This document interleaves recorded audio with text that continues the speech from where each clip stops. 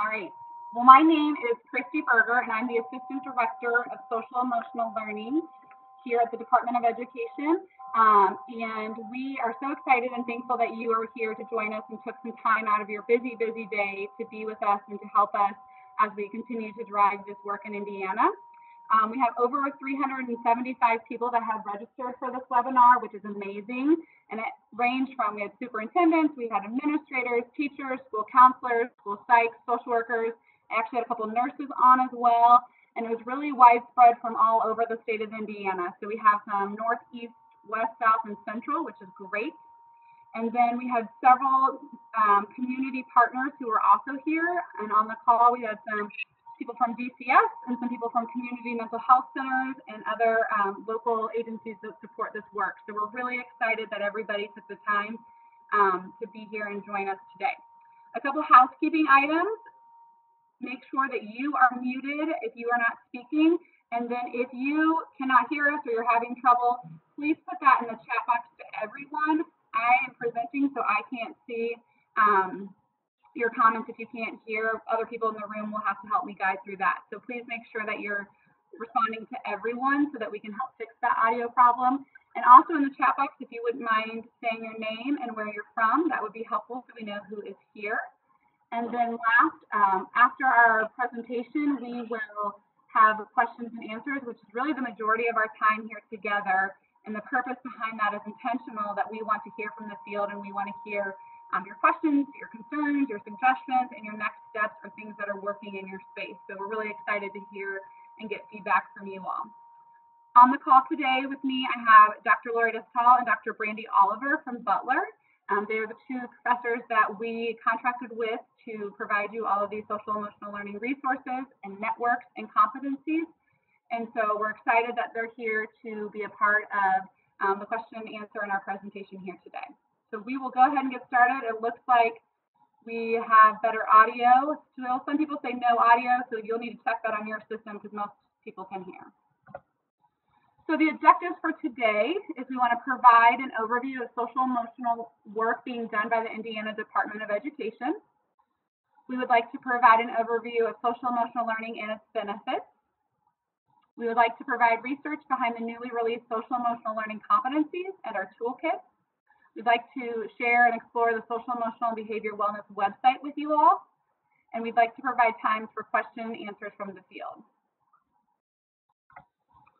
So some newly created work here at the Department of Education in August. Dr. McCormick created my position, the Assistant Director of Social, Emotional, and Behavior Wellness, and this was a direct reflection from what she was hearing in the field from administrators, community partners, community members, just sharing the need for social, emotional learning and mental health supports for our students. And so she wanted to have a person be solely responsible for that here at the department. And so I began this position in August. And part of my role is to not only help with social emotional learning and mental health, but really to look at multi-tiered systems of support in TSS framework and how that supports the whole child and how we ensure that our students' needs are being met in each area of academics, behavior, and social emotional learning. I'm currently housed in the School of Improvement, which is intentional as well because we believe here at the department that in order to see our schools and our students succeed, we need to ensure that we're meeting their academics, their behavior, and their social emotional wellness to be successful. On my team, I currently have 3 staff members that help out with the SEL work and have their own full-time job. So Courtney Hack is our school counseling specialist. Jeff Whitman does school social work and foster youth. And Jessica Yoder is our Project Aware specialist. So our social emotional behavior website is live, which we will link to in a couple of slides. Hopefully all of you have had the chance to get on our website and see the resources and see the links there to support social emotional learning in Indiana. We obviously have created and released in January and the very beginning of February several toolkits around social emotional learning and how this can support your MTSS work. We recently were a Project Aware grantee, which means that we received an award from SAMHSA at the federal level to really work through collaborating with not only the Department of Education, but the Division of Mental Health and Addictions to bring school-based services to students.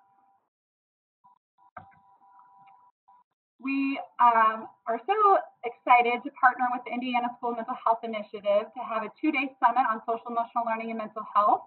The conference is held in Bloomington on February 27th and 28th, and ISMHI, has done a ton of work to get this conference and this summit up and running, and we're really excited to welcome teams to that. Unfortunately, it is full, but we will be providing other professional development throughout the year, so please stay tuned for that. Indiana has recently become a part of CASEL, which is kind of this national gurus for social emotional learning. They have a collaborative states initiative, which we are one of 25 states who were accepted to be a part of that program. We have partnered with the Center for School Mental Health out of University of Maryland, and we are using a SHAPE assessment tool. They're providing technical assistance to the Department of Education, and then we are also providing that to those in the field who need support. This is a free assessment baseline gathering tool that you can use when you're looking at your SEL, trauma, mental health. There's a link to that on our website as well. And then last, we will be providing additional professional development outside of this WebEx around social emotional learning and mental health. We will do this regionally, but we will also have some online modules for those who can't attend. So, I know that was a lot, but wanted to share the highlights of what has been happening here at the Department of Education and how we're really working to provide the support to this field. So we're going to go ahead and talk a little bit about social emotional learning. And so I've just put the definition according to CASEL. And some things I'd like to point out here when we talk about social emotional learning is that it's a process not only for our children, but also for our adults. So we cannot expect adults to teach social emotional learning skills if they do not know them themselves or understand them themselves. And so we need to first start with our educators and then move to teaching our children these skills.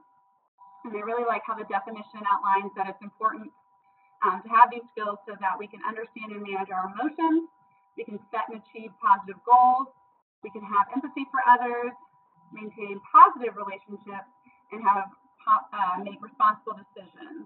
And so you'll see to the right of that definition, those are Indiana's 7 competencies. And what we have put in the background discreetly is a brain, which we will speak to a little bit, which is how our social emotional learning competencies are different than possibly other states. So some benefits of social emotional learning. I know some of you might already know this, but it's always important to share the why behind the work and where we can see strengths and benefits from these programs.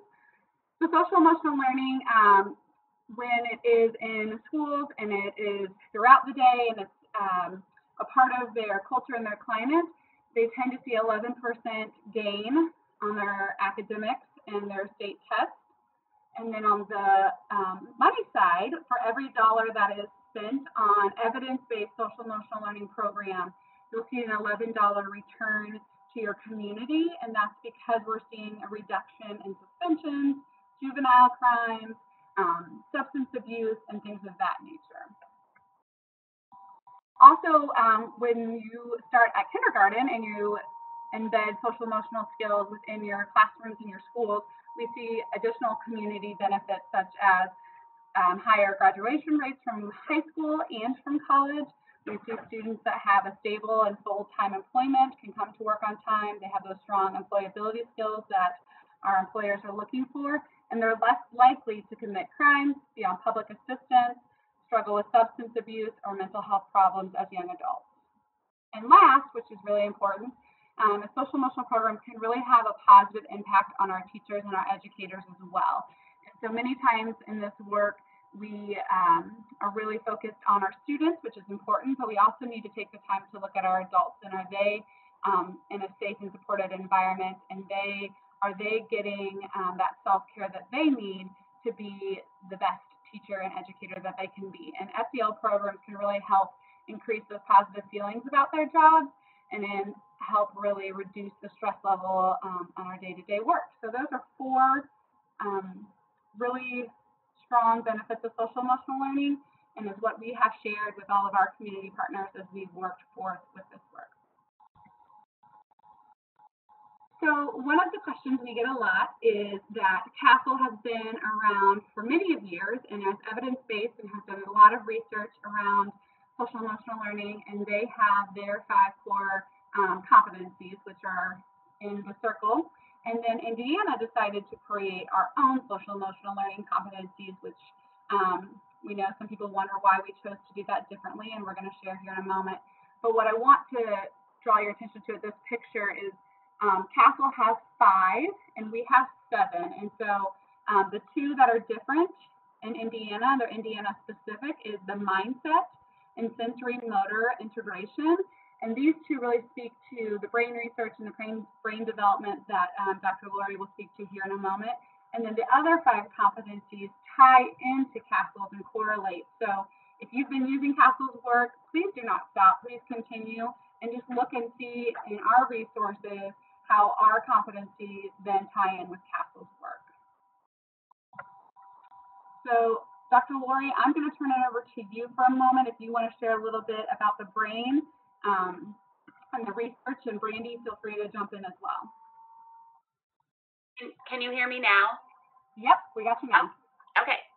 So thank you all for being here today. I am just beyond words excited that everyone is taking out this time and giving energy to this work.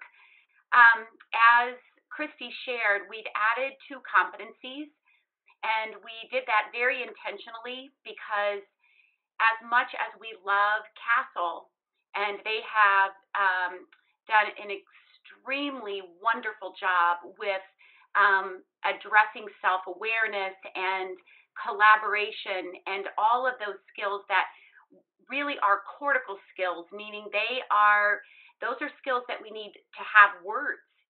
When kids come in, sometimes they don't have words. So the sensory integration competency is really about tapping in to that survival brain state. And it happens, as you see this picture, it happens in the brain stem and in the limbic system, those lower brain regions. And you don't have to be an expert in this area. We all know that kids come in rough and they come in dysregulated. And sometimes if you give them a goal, or you ask them to write 3 goals that they would like to accomplish for the morning, they just cannot do it. So we intentionally created strategies and interventions that really address these core sensations that even are a deeper and really more tactile level than even feelings, because sometimes kids can't even tell you how they feel, but they know if they're jittery, or they know if they're edgy, or they know if they're numb, or they can draw out fuzzy or teary or tight or tense. So Dr. Oliver and I were very intentional at looking at meeting students in brain development, meeting them where they come in. Because when you prime that brain and you get it ready to learn, then they're able to collaborate. Then they're able to be self-aware. And just this weekend, there is some new research that I have been sharing, and it talks about how the intensity of sensation becomes the foundation of our self-awareness. And that's why Dr. Oliver and I literally put the sensory integration in the brainstem at the bottom of that beautiful tree brain. And then as you move up, you'll begin to see, how each of those build upon one another. And we're actually following the newest research in attachment from Matt Lieberman's work, in that attachment and regulation are foundational to cognition and social skills.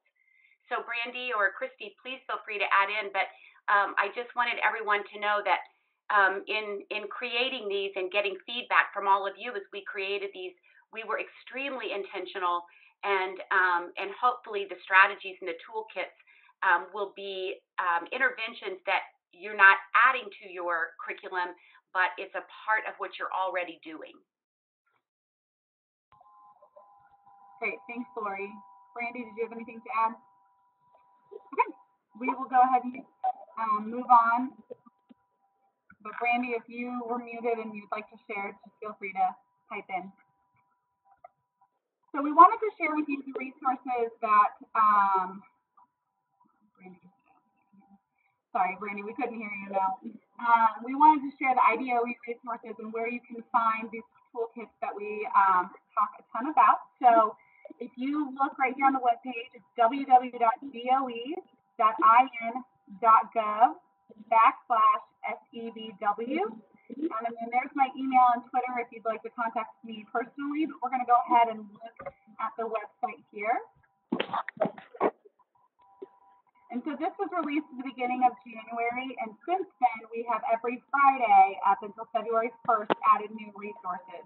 So when you go to the website, you'll see the definition of social emotional learning, a short video that can be shared about what is social emotional learning, why did the department create this division, and why are we doing all of this work. It's a short video. And then if you want to pull up the competencies, you'll click on this drop box right here, and it'll have the social emotional learning competencies. The first thing is PK-12, so all of the social emotional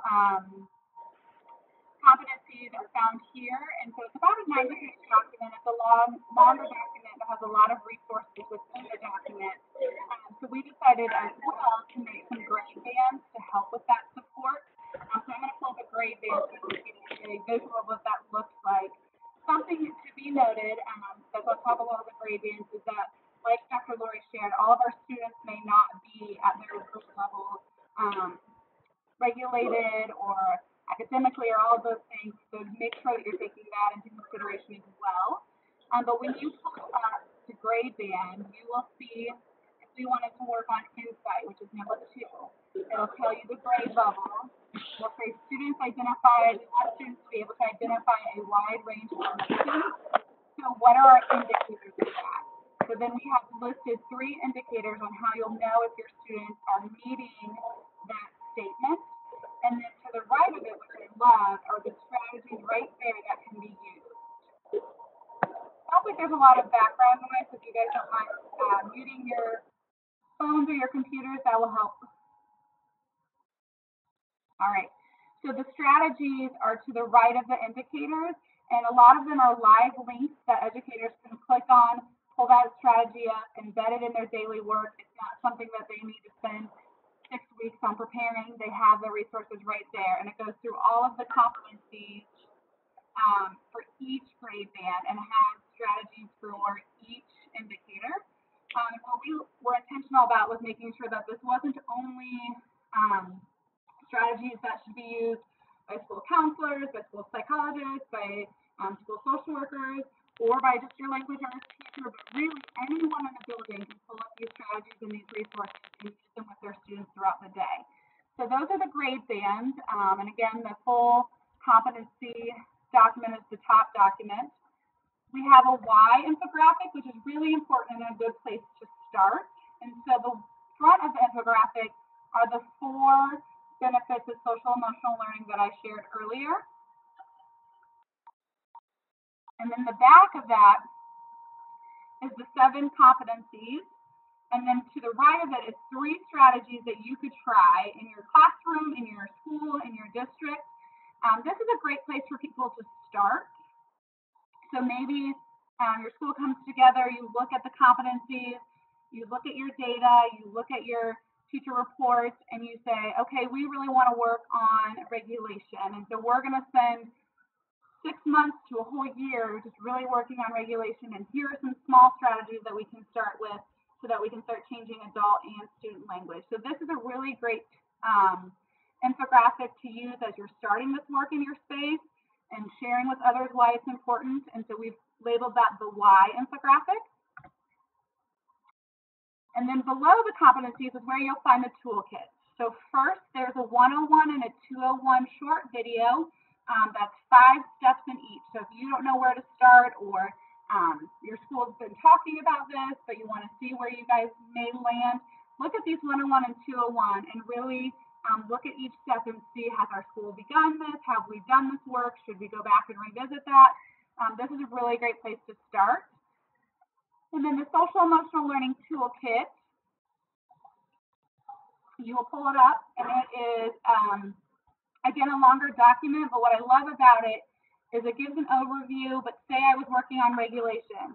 I can just do Control sign, type in regulation, and it will pull me, maybe, it will share with me all the different strategies that can be used for regulation. So when I look and I find the area of regulation, here are a ton of classroom, whole school activities that can be tied into regulation and really support this across all curriculars. And so the toolkits are really helpful. They are longer, which we know can be time consuming, but they really provide a lot of resources and support. And then in the toolkits area, you'll find a video from Dr. Oliver that will share about the toolkit, and then a document that has, I want to say, almost 100 pages of SEL lesson plans that you can get going and get working in your space. And then the second toolkit is the neuroscience toolkit. And when I've talked to educators, what they seem to love the most so far is the 100 days of neuroscience, the scope and sequence.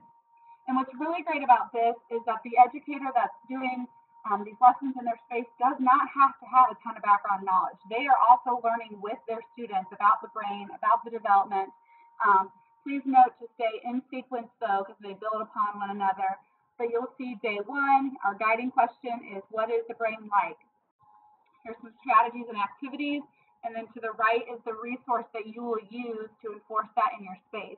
And so it's recommended to do 2 to 3 lessons a week, but really just make sure that you're staying in sequence. And so I really love this because I think it's really user-friendly, and a lot of educators have found that this is a pretty simple and beginning place to start as they're teaching themselves and their staff and their students about brain development. There's lesson plans as well in that toolkit, and then there is a video from Dr. Lori that talks about the toolkit and the purpose and the way to use the toolkit. And then after that is a universal screening toolkit. And this is a really important hot topic kind of recently here at the department and across our state. And so people have wondered about universal screening. And so when you open that toolkit, you'll see how we emphasize the importance of having a team coming together. What are your objectives of using a universal screener? We would not assess all of our kids and screen all of our kids in reading if we didn't know what interventions we were going to put in place to support them. So we want you to think about that as well before you would do a universal screener with your students. And so that's the toolkit that you all can look through as well. And then the last PDF there is a PD list for possibly PLCs or book studies on your staff. That is a list for adult books that kind of helps give some foundation and a good starting place for this work. We did develop PK-12 competencies, and so that was important for us to have a crosswalk with early learning. And so the early learning foundation speaks to social emotional learning, and so we did a crosswalk to marry the two. And in about a month or two, we will also add up here, there are employability standards that have been required through legislation. And we pulled in our social emotional learning competencies to tie into those employability skills. So those will be posted once they have been released here as well. Then earlier I shared about the SHAPE system. And so here's a good place if you want to come learn more about SHAPE or how that could be used in your school or your district. You can find that here. I shared about Project Aware grants. So there's a few information there. As I get professional development opportunities, in the area of social emotional behavior wellness, I will link them here. So as the department releases dates and as we hear of other opportunities, they will all be housed here on our calendar. And then last, we always hear about funding. How do we fund this work? How do we support this work? And so there's an Excel document that's an SEL budget planning tool that can be used with your district or school and really helps you see the different federal funding, local funding, and possible grant funding that you can pull in to do SEL work in your space. So here is where you will find all of that.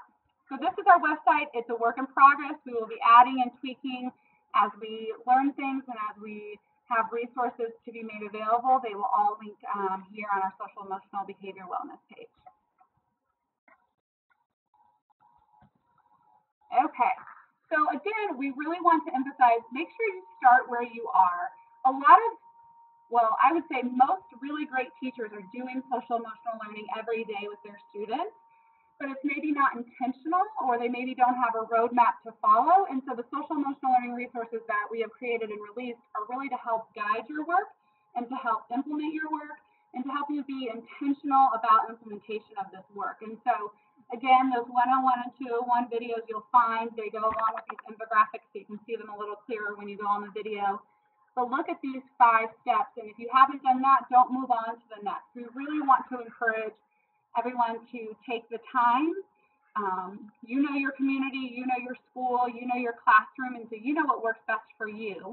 And so make sure that you take the time to develop that, and maybe start small. One little thing here goes a far way. I know a couple of districts have really taken this past year to really just change adult language and how we speak about our students, instead of calling them title students or tier 1 students or special ed students, really looking more at that growth mindset language and how can we reframe the way that we speak about our students. And so that's a great starting point, and we really want to encourage you again to just start where you are in your space. You're the ones who know your kids and your community the best.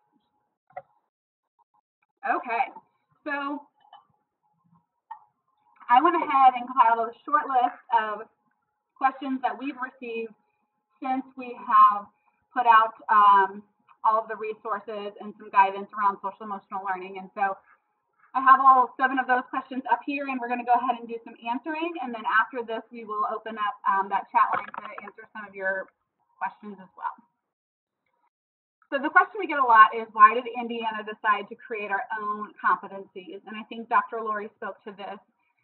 We really believe strong in what CASEL has done. We really think that they've done a great job.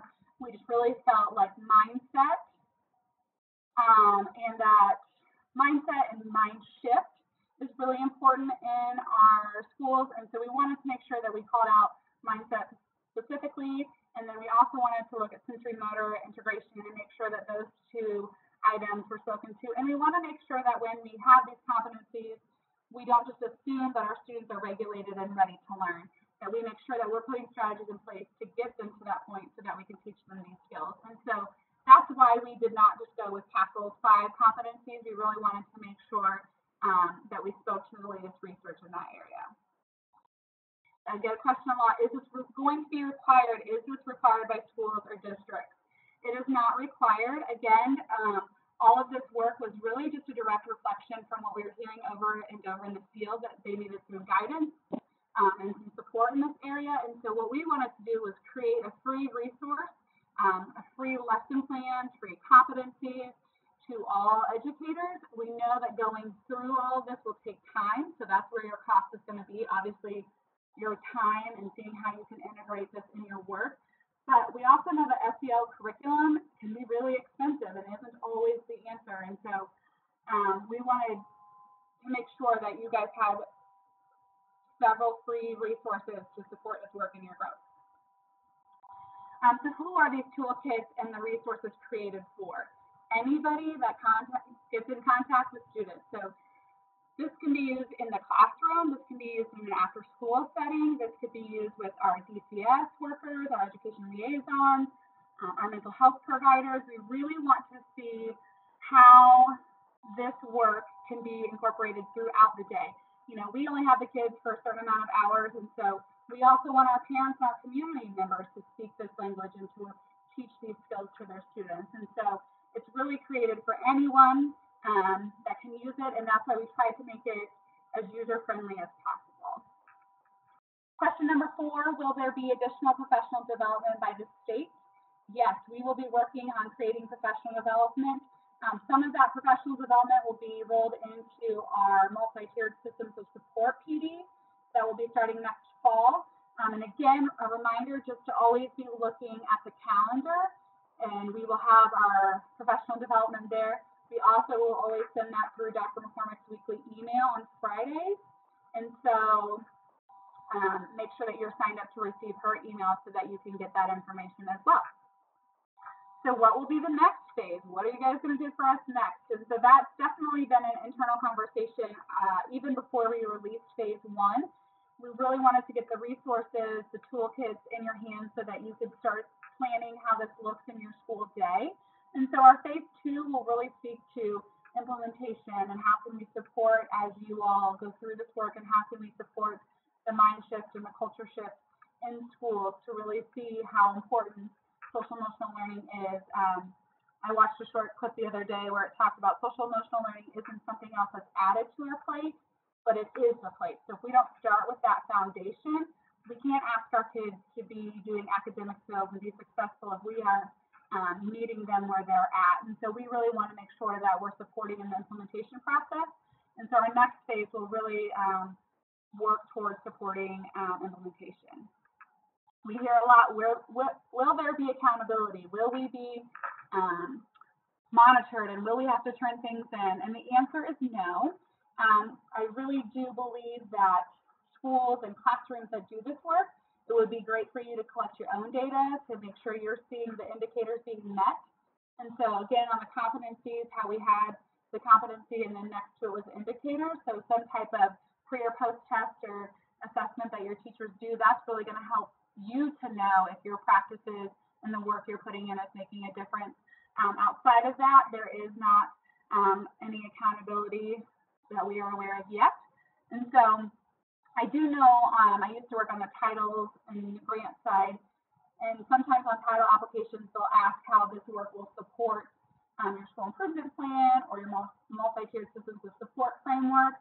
And so I do think it can naturally fit in your school improvement plan or in your title applications, but again, it's not a requirement.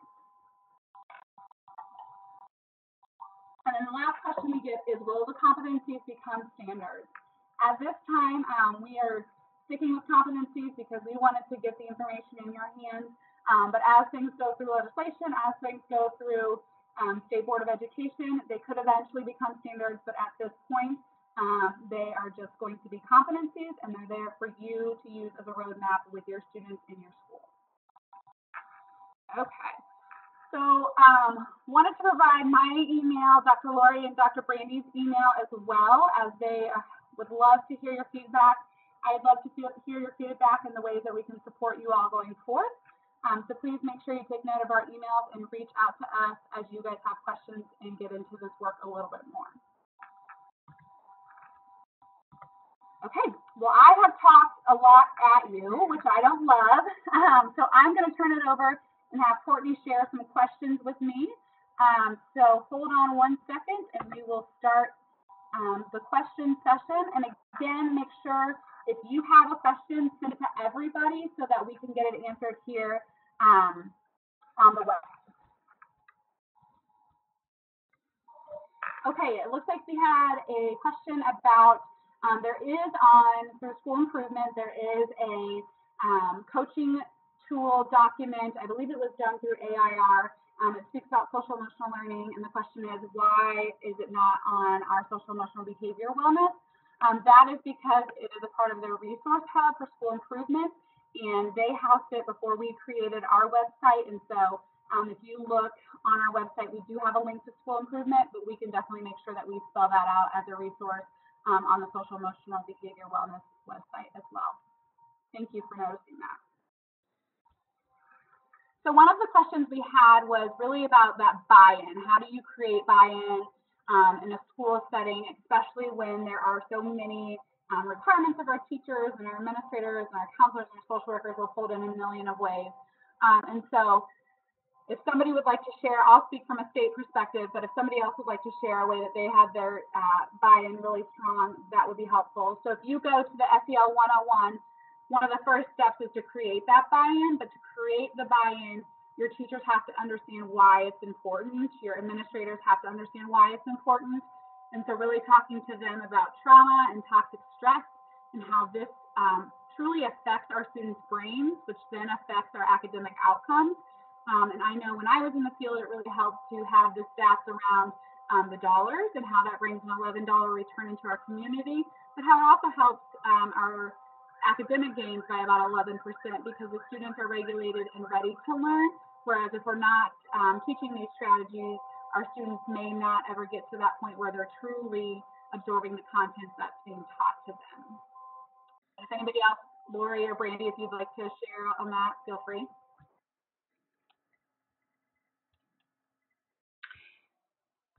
I don't know, can you hear me? This is Lori.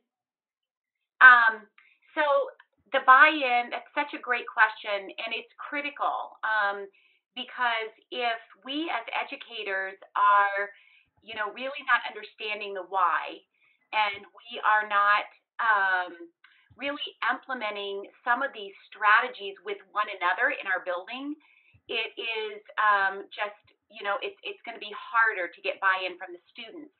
So one of the things that I might suggest is just to take, one of the interventions, the practices, and as a staff together, we're doing this. Some of the high schools and middle schools, I saw the questions, they're actually using some of these brain aligned strategies with one another, in the staff as they're learning about, the social and emotional competencies. So you might take focused attention practices. And, as a staff, you might begin your staff meetings or your department meetings, and really, really being intentional about, in implementing these focused attention practices or brain intervals. And bell work is, a great way to integrate these in a staff meeting. Before you begin a staff meeting, you pick a strategy, and as a staff, you begin to, implement the sensation word wall. So the buy-in is not. I love what Christy said. It is the why, but it's also just taking one teeny piece of this at a time. You might spend 3 weeks, 6 weeks on focused attention practices as a school, as a staff, and then you begin to integrate this, with students. So it is just like the brain learns through patterned, repetitive activity. We do too, and things will not change overnight. It is a process.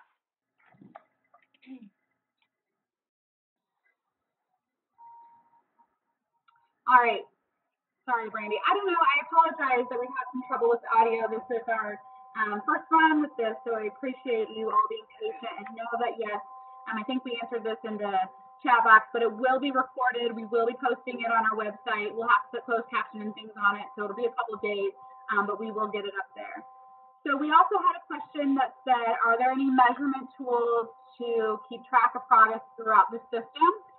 A lot of that is being developed currently with some professors and other spaces and seeing how we can tie that in with our SEL work here at the department. I also know the Indiana School Mental Health Initiative at the summit will have an implementation SEL checklist tool that they've created with some people in the field. And so hopefully we can get some of these tools and resources out to everyone.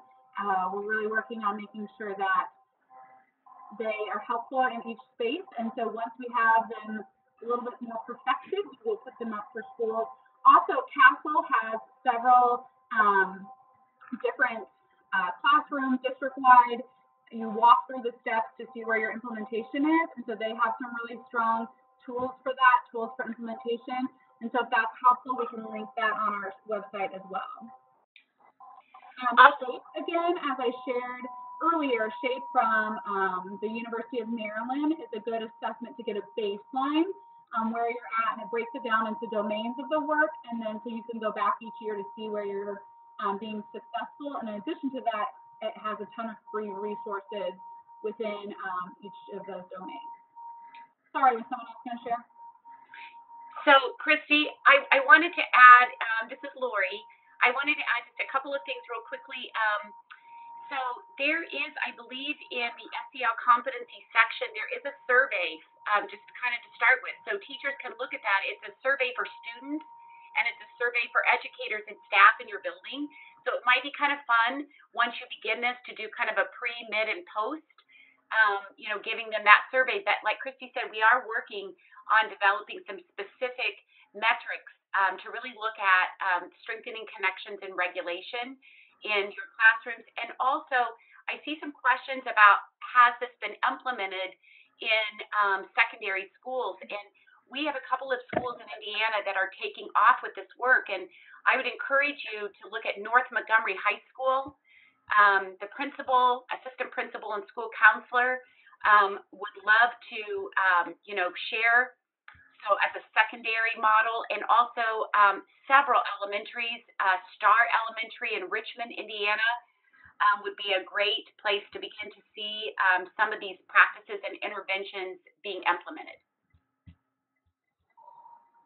We did have some people sharing about mindful moments, and they have mindful rooms at their school.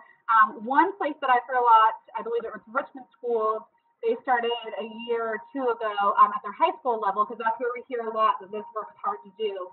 And so they really were intentional for a year to just have mindful moments. And so they, after their morning announcements and the moment of silence, they have a mindful minute. And then all students and staff are required to do a mindful minute when they return from lunch. And then they do it again at their end of the day. I think it's a little bit longer because they add some wrap up, what you learned from the day, some reflection.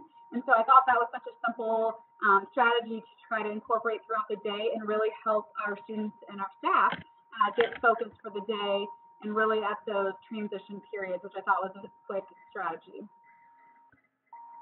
Randy, it looks like you're trying again.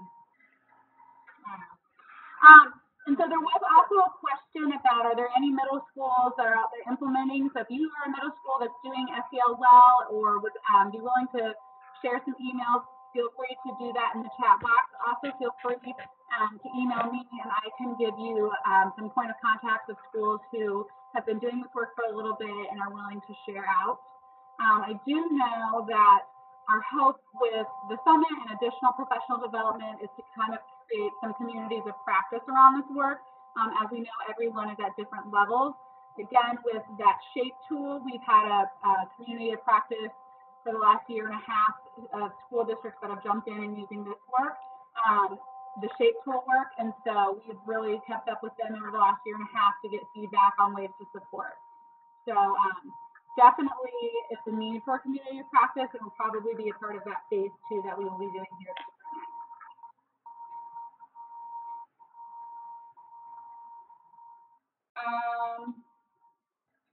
Brandy's apologizing for the sound not working. Not a problem. Probably our fault, not yours. A couple people have shared that they've been using Second Steps as their elementary and middle school, so there's a name there if you'd want to get an email. Sheila from Richmond said that they're working hard at their high school. They're not there yet, but they are doing a lot of mindful moments in their elementaries. It really does seem, what we're hearing from this field is that that's the natural place to start, is at your elementary school. And so that's fine, and you're going to build upon that. And once your 5th graders have had it for 5 years and they're going to the middle school, they're going to ask for it. They're going to want that. And so you're building that culture in your district, which is great. I heard Washington Township and Tippecanoe and Warsaw schools are doing some good work at their middle school. If you guys would want to reach out to them, that's from Lori. Does anyone have suggestions on what they would like from the department next? I know there was some talk about that implementation, which is definitely what we plan to do, is really focus on implementation in your space, and then definitely some type of amendment or assessment for the school. And it looks like Brandy and I can share her email to the middle school question.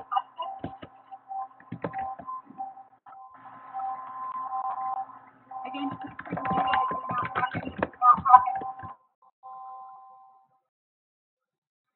somebody asked, is there a space where we can share implementation ideas? That's a great question and suggestion. We talked about adding something to Learning Connections, but that might be being revamped here. And so we didn't want to get that going there and then have to change everybody, but we will look into getting that started pretty quickly. Great, we had a question about having more of a promotion of the tools and resources we have. I love that idea. And one of the things we are for sure doing in phase 2, we've already started some of our work, is we will do short clips of educators actually doing this work in their spaces.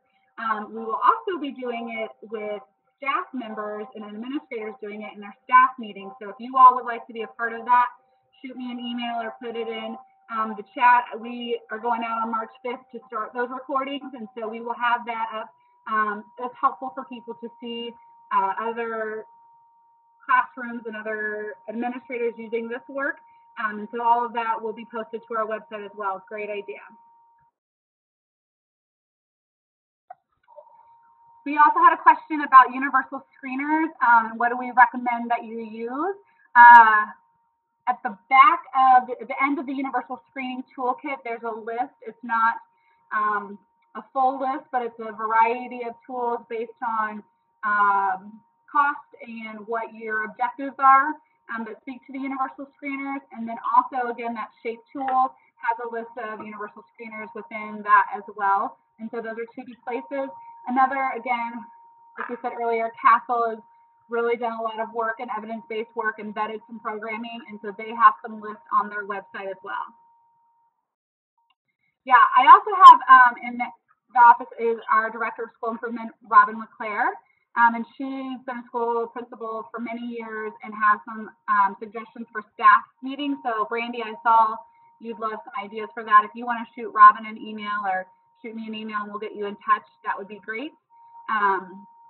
That's a good connection to share some things for staff meetings. Yeah, and Dr. Lori and Dr. Brandy are saying that we'll definitely offer PD with DOE's blessing, which of course we will work hand in hand. I know Indiana School Mental Health Initiative has done a lot of professional development in this area, and so we're really looking for that phase two. How can we all come together as one state message, and how can we support each other and really make sure we're working together?